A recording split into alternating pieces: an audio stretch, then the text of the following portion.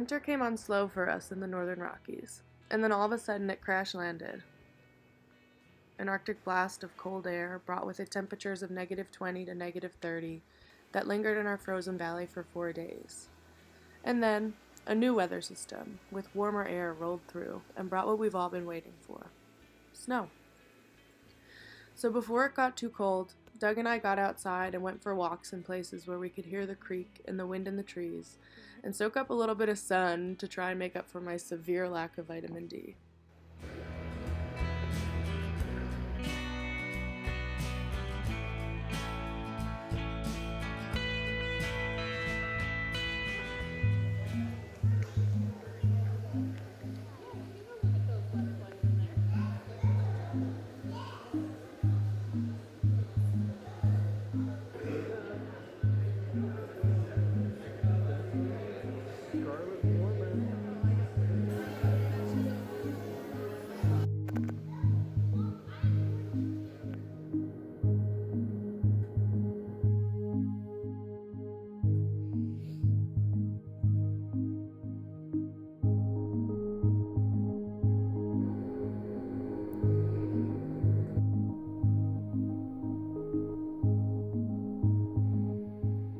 I feel like I really leveled up my sustainability last year.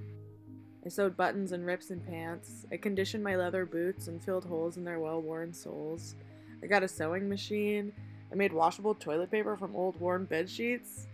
My favorite recent project, sewing this quilted patch on a big rip in my favorite armchair, the place where my knee rests each morning as I sit cross-legged under a blanket, drinking a coffee and waking up slow with a few chapters of a book.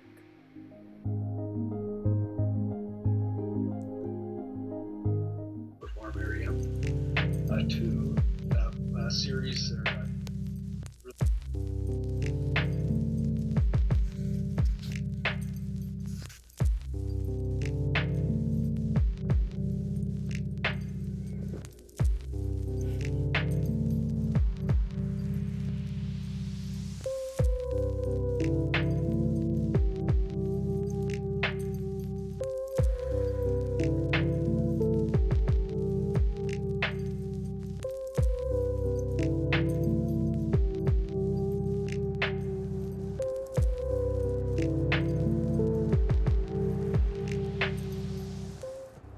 I'm all ready for work. I'm just waiting for my bus, and so I thought I would talk about the books I'm reading a little bit. On a Sunbeam the art is so beautiful. I'm really connecting with it. It's been great to read it alongside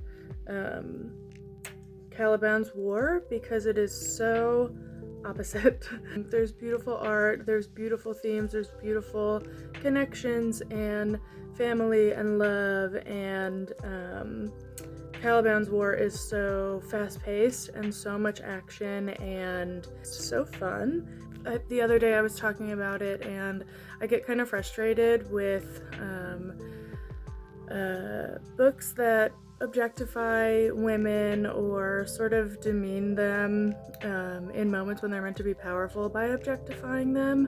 There are moments of that kind of peppered throughout. Overall, it's a fun read. You're just like constantly turning the page, going to the next chapter. They're quick, and yeah, it's a really interesting plot.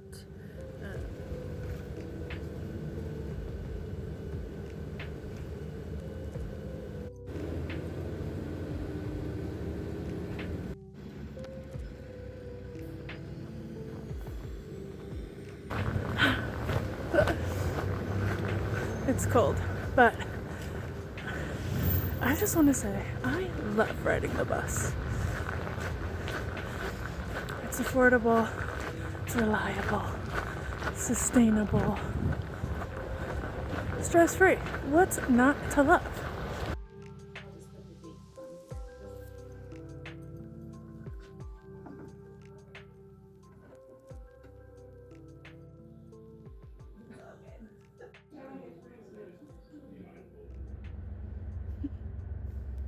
Okay, come here.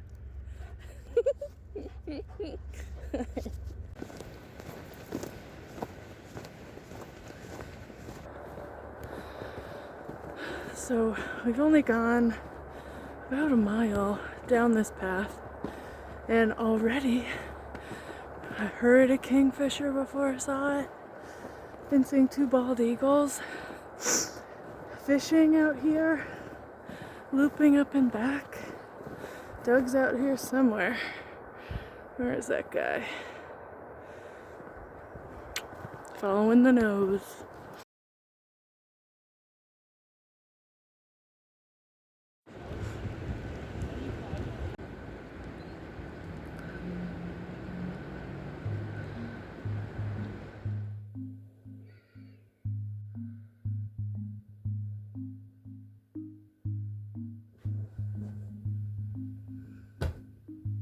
Let's talk books.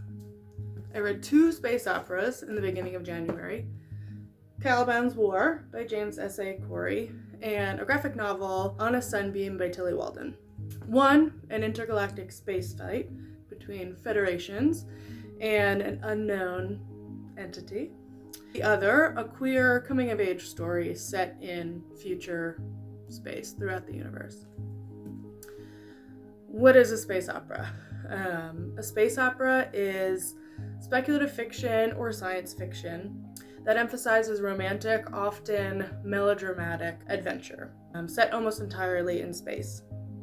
They typically involve conflict between 2 powerful entities, and all of these things tend to happen on a really large scale, almost unfathomable, even though everything's being described in detail. Something I've also noticed is that it's not that deep. They don't have the most impactful or powerful themes. I would say that Caliban's War is a pretty quintessential space opera. It's the second in the Expanse series of 9 books, which is also now a TV series that I haven't seen yet. James S.A. Corey is actually 2 authors writing under 1 pseudonym. I don't know if I am just not a well-rounded enough reader, but I've never heard of that, and I think it was a real strength for all of these books so far. Because the flow is unmatched. It's like watching a movie, it really is. It plays the scenes out for you. It's like it was written to become a TV show. The premise and the plot are super interesting, and there is a pretty diverse set of characters. I do sometimes glaze over at descriptions of battles or spaceships, and I don't know if that's because I tend to find action scenes more boring, or I'm just not able to follow it along. Like I said, that unfathomable feeling. Though the main things that are happening really aren't these battles. It's a lot more what's happening on the political and societal level. The relationships, the strategies, the moves. And of course, in these books, there's, without giving it away, a scary, gross thing that everyone is trying to figure out who is responsible for. Is it Earth? Is it Mars? Is it folks in the asteroid belt? Is it the outer planets? Something else entirely? Is it big corporations? And I do love the vilification of big business. I typically like my books to have a little bit more meat, something that makes me think, or that I can relate to myself or understand the world around me better. For how recently they were written, it does feel like they were written 20 years ago and that some parts just don't hold up, but they were written within the last 10 years.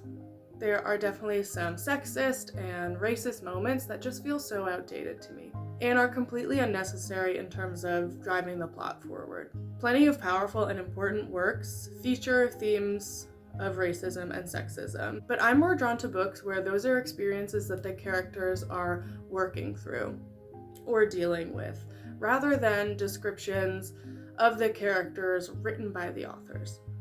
Experiences that at the very least make the point that racism and sexism are bad. That being said, those moments aren't necessarily overpowering in these stories. They just do keep me from really loving and deeply connecting with books that are otherwise really fun and cool. I'm confused myself because part of me does want to keep ripping into this book, and another part is really looking forward to reading the next one, and possibly the one after that, and after that. I would say between the 2 that I've read so far, the first is my favorite. It was the most exciting, and everything was really new. And I believe that the third in this series is Jan's favorite book in this series, so I am looking forward to reading that one. Then we have On a Sunbeam by Tilly Walden. This is a graphic novel, and I would say that it's on the opposite end of the space opera spectrum from Caliban's War. It really celebrated the diversity of its characters.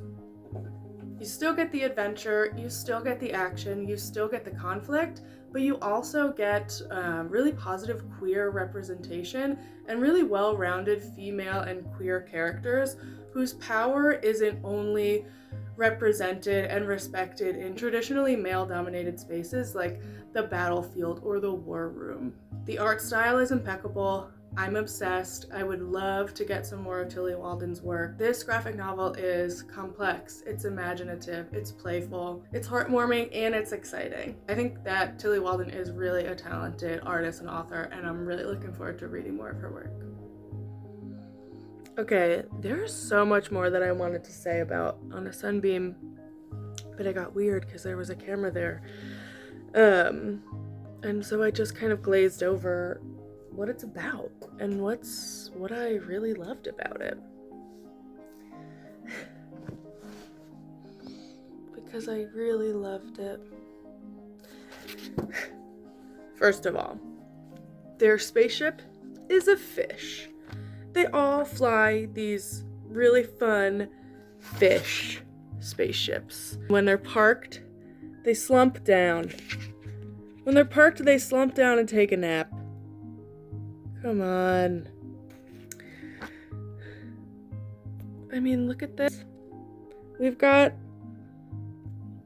love and finding yourself and accepting yourself and finding people who love and accept you and going to the ends of the universe to make up for lost time and a lost moment. It's so cute and sweet.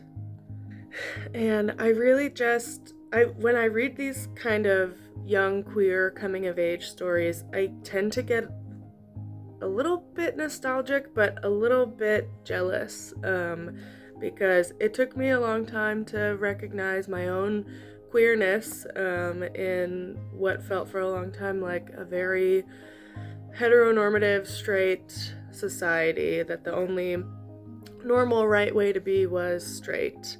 And so I suppressed anything that I felt when I was younger. And so to see these kinds of works where you've got young people figuring themselves out, figuring out their queerness, finding people who are doing the same thing and connecting with them is such a beautiful thing, and I love to see it represented in works, especially like On a Sunbeam, that are young adult. And seeing that representation in young adult works is so important. I didn't interact with that kind of representation. I don't know if it didn't exist, or if it just didn't exist in my world, but I'm so excited that it exists now, and I love interacting with it now, because I in my late 20s and 30s discovered communities of queer people. You know, I think growing up I had some friends who were queer, but I really discovered groups of friends who are queer where I feel comfortable and I feel most like myself, and this feels very relatable now. That's all I have to say about those books. Let me know if you have any book recommendations. I think that's good.